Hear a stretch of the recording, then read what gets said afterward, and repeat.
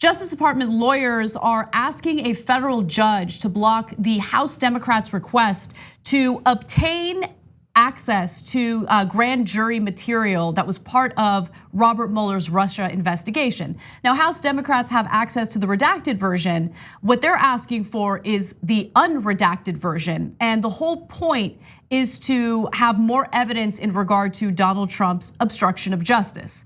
Now, this is good news because it indicates that they're actually pursuing possible charges against Trump when it comes to obstruction of justice. I was under the impression that they had let that go, but it appears that they want more information about it. But the lawyers for the DOJ are jumping in and they're saying, no, we want to stop that from happening. Did you want to jump in, Cenk? Yeah, no, look, as usual, unprecedented claims making no legal sense at all. Yep. At one point, the judge goes, wow. That was my favorite part. Seriously. It reminded me of my grandma when she'd go, whoa. It's absurd. It really is. There's legal orders, you have to follow them. They just go to court and go, no. And they say, what's your argument? I don't know, I just don't want to follow the law. So Elizabeth Shapiro is the DOJ lawyer in this case, and she told Chief U.S. District Judge Beryl Howell that the House Judiciary Committee has not gone through the correct legal process necessary to obtain the secret material, which was redacted in the version of the Mueller report given to Congress and then later released to the public. The argument turns in part on whether the House is conducting a formal impeachment inquiry and whether it counts as a judicial proceeding. While grand jury transcripts are secret, one exception allows them to be shared for judicial proceedings. Republicans argue that impeachment is not underway until a formal House vote. Democrats say no such vote is necessary, and it's a view that the judge seems to share. Now, the judge hasn't made a ruling on this yet, but it does appear that the judge isn't buying what the DOJ lawyer is selling. The discussion, this is amazing. The discussion also turned back the clock to 1974 when the judge who presided over the Watergate cases granted Congress access to grand jury materials as part of the House's impeachment inquiry of Richard Nixon, right? And so this is where it gets good. Elizabeth Shapiro, the DOJ lawyer, was asked, well, what you're asking for kind of changes precedent. Are you not accepting the precedent that was set during the Watergate case? And here's how she responded. The answer would be that if that same case came today, a different result would be obtained. And that's when the judge responded with, wow, okay. And as I said, the department is taking extraordinary positions in this case. Well, yeah, when you say, I have really no legal opinion to rely on, I just don't want you to do that, that is extraordinary. And so that's why he referred to the Watergate rulings. He's like, there's very clear rulings on what we should do, and yes, the House is allowed to get this stuff. So how do you respond? Me no like that. It's not a legal argument, man. It's just ridiculous. So now it's not the only time that happened. Their lawyer said that there needs to be some degree of formality. This is what Anna was referring to about whether there's technical impeachment proceedings or not to pierce the grand jury and to be able to get the grand jury materials. So then the judge asks, okay, where should the line be drawn then? Okay, how formal does the proceeding need to be? Trump's lawyer or the Justice Department lawyer says, I'm not advocating any specific line. The judge answers, that's so not helpful. Like, okay, so you made up a thing that doesn't exist. The judge asks you, okay, well then what's your new standard? Where do you draw the line? And you go, I don't know.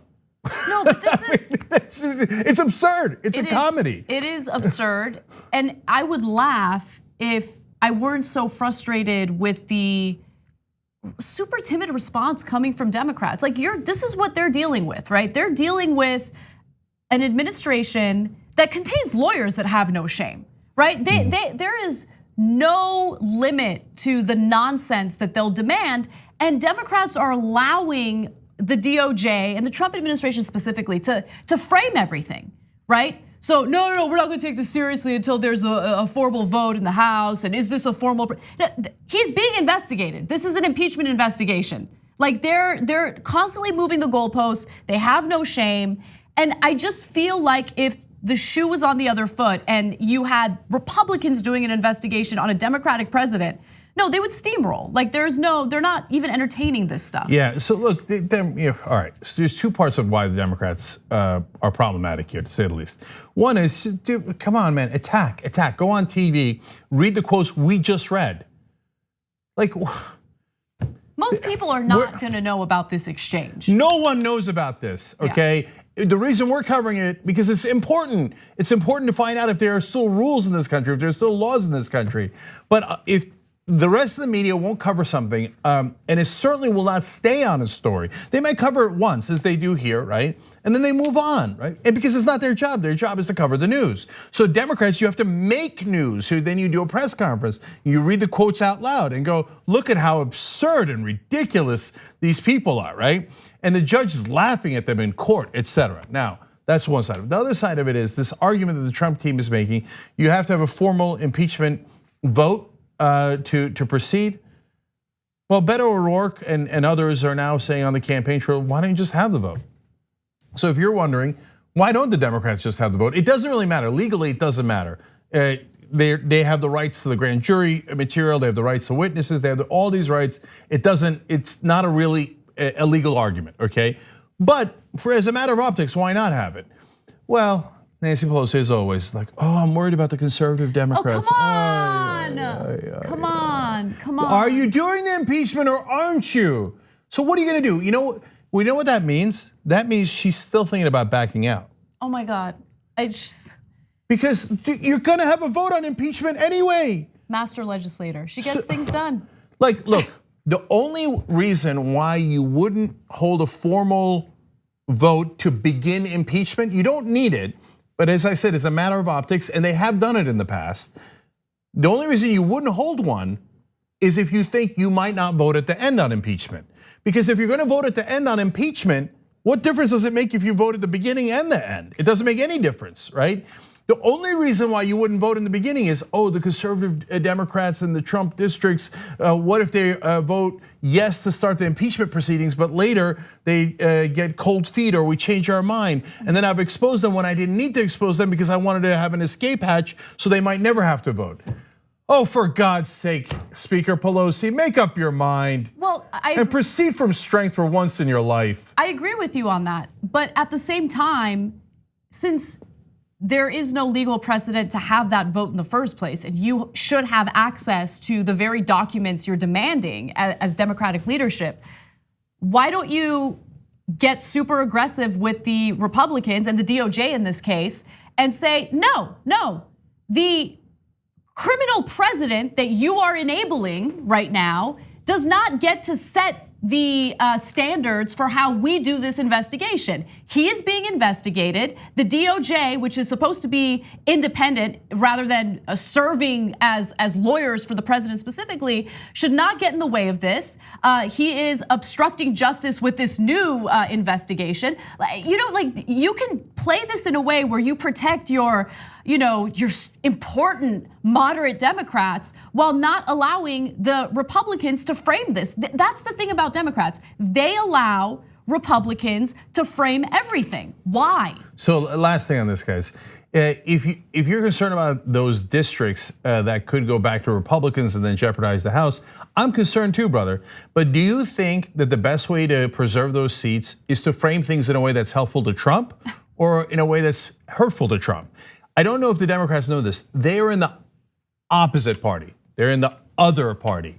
You're supposed to fight back against the Republicans, which helps you win elections. But they really have internalized, they have Stockholm syndrome.